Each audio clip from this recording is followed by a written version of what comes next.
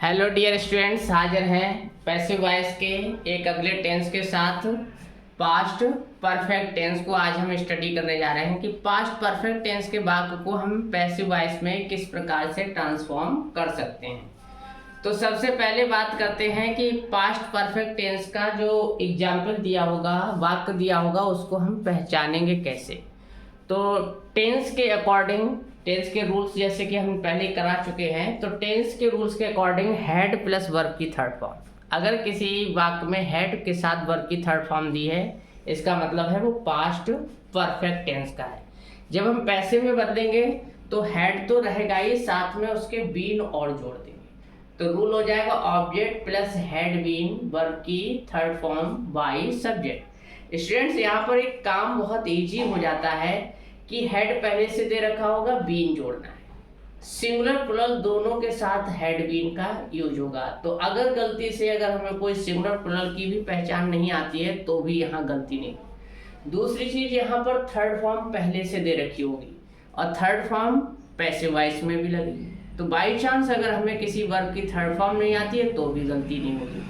तो ये काफ़ी इजी हो जाता है इस टेंस को पैसिव वॉइस में ट्रांसफॉर्म करना, बहुत ही इजी हो जाता है, क्योंकि यहाँ पर गलती होने के चांसेस जो हैं वो ना के बराबर होते हैं, क्योंकि यहाँ सिंगुलर और प्लुरल की भी किसी प्रकार की गलती नहीं होती है, और यहाँ पर वर्ब की फॉर्म अगर हमें याद नहीं है तब भी गलती होने के चांस नहीं होते।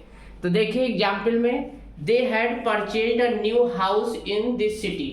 दे हैड परचेज्ड हमने पहचान लिया, ये पास्ट परफेक्ट टेंस का। पैसिव में बदलेंगे, ऑब्जेक्ट देखिए, ऑब्जेक्ट इसमें दिया है a new house, in this city नहीं है ऑब्जेक्ट स्टूडेंट, वो स्थान का नाम। तो ऑब्जेक्ट पहचानना बहुत ही अहम है। यहाँ पर अ न्यू हाउस ऑब्जेक्ट है, सब्जेक्ट दे की जगह पे हमने लिखा है अ न्यू हाउस, हेड लगाया है, बीन इसमें और बढ़ा दिया है। A new house had been purchase, already third form है, कोई चेंज नहीं किया है, purchase in this city by them, और हम बाय देम यहाँ भी लगा सकते हैं, purchase by them in this city. दूसरा एग्जाम्पल है, Manju had return books to you. तो बुक्स ऑब्जेक्ट हमने ले लिया, ऑब्जेक्ट यहाँ पर क्या है, books had been return to you by Manju. तो books had been return to you by Manju, इस टाइप से नहीं।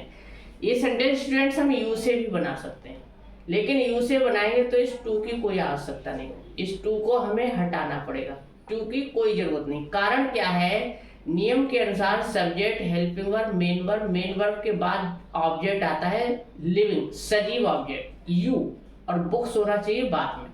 ये सेंटेंस ऐसे लिखा होना चाहिए, Manju had returned you books, लेकिन यहाँ पर ऑब्जेक्ट का क्रम रिवर्स किया गया, उल्टा किया गया, इस वजह से यहाँ पर टू लगाना पड़ा है। वैसे इस टू की सेंटेंस में कोई आवश्यकता नहीं थी, अगर यू पहले लिखा जाता और बुक्स बाद में लिखा जाता।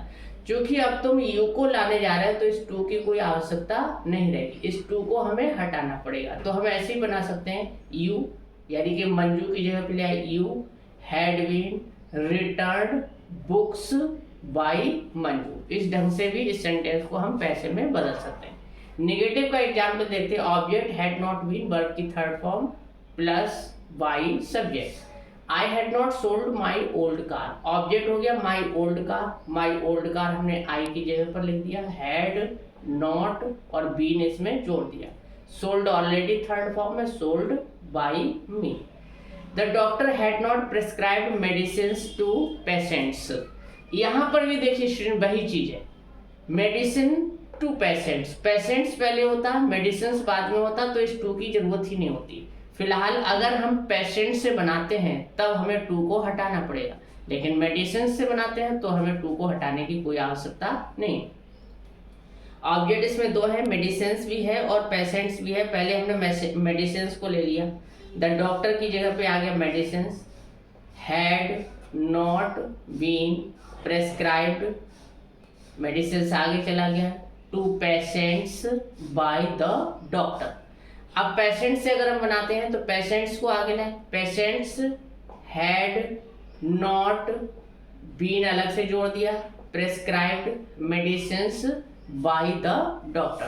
तो स्टूडेंट्स याद रखना है कि अगर इस टाइप का कोई डबल ऑब्जेक्ट वाला सेंटेंस दिया है और उसमें टू लगा है और अगर हम उसको नॉन लिविंग ऑब्जेक्ट से बनाते हैं तब तो कोई दिक्कत नहीं होगी, लेकिन लिविंग ऑब्जेक्ट से बनाते हैं तो फिर हमें टू को वहाँ से हटाना होगा। अब इसके बाद हम इंट्रोगेटिव और इंट्रोगेटिव नेगेटिव के कुछ एग्जाम्पल्स देखते हैं। स्टूडेंट्स इंट्रोगेटिव का रूल देख लेते हैं। हेड ऑब्जेक्ट से पहले आएगा, जो हेड हम ऑब्जेक्ट के बाद लगा रहे थे अब वो हेड ऑब्जेक्ट से पहले आ गया। हेड ऑब्जेक्ट बीन वर्ब की third form by subject. Example देखिए, had your teacher punished you for not completing work. इस सेंटेंस में अगर हम ऑब्जेक्ट को पहचानना चाहें तो देखिए ऑब्जेक्ट यू है और जो कहाँ दिया है, मेन वर्ब के तुरंत बाद। इसकी लोकेशन जरूर समझें, मेन वर्ब के तुरंत बाद ऑब्जेक्ट स्टार्ट होता है। काफ़ी हिंट्स मिल जाता है अगर हम इस चीज़ को याद रखते हैं कि मेन वर्ब के तुरंत बाद ऑब्जेक्ट स्टार्ट हो जाता है। और जो लोग ये सोचते हैं कि बाद में होगा तो वो बिल्कुल गलत है। ये ध्यान रखें कि लास्ट में हो सकता है लेकिन होगा, जरूर ही होगा, ऐसा आवश्यक नहीं है। तो पनिश्ड यू, ऑब्जेक्ट इसमें क्या है स्टूडेंट्स, यू। तो यू को हमने ले लिया है पहले। योर टीचर सब्जेक्ट है, योर टीचर की जगह पे आ गया यू। तो योर टीचर की जगह पे आ गया है स्टूडेंट्स यू, हेड की जगह पे आ गया had you been punished by your teacher for not completing work। Had your teacher punished you for not completing work? क्या तुम्हारे अध्यापक ने काम पूरा न करने के लिए तुम्हें दंडित किया था? तो had you been punished by your teacher for not completing work? Why had he left this job?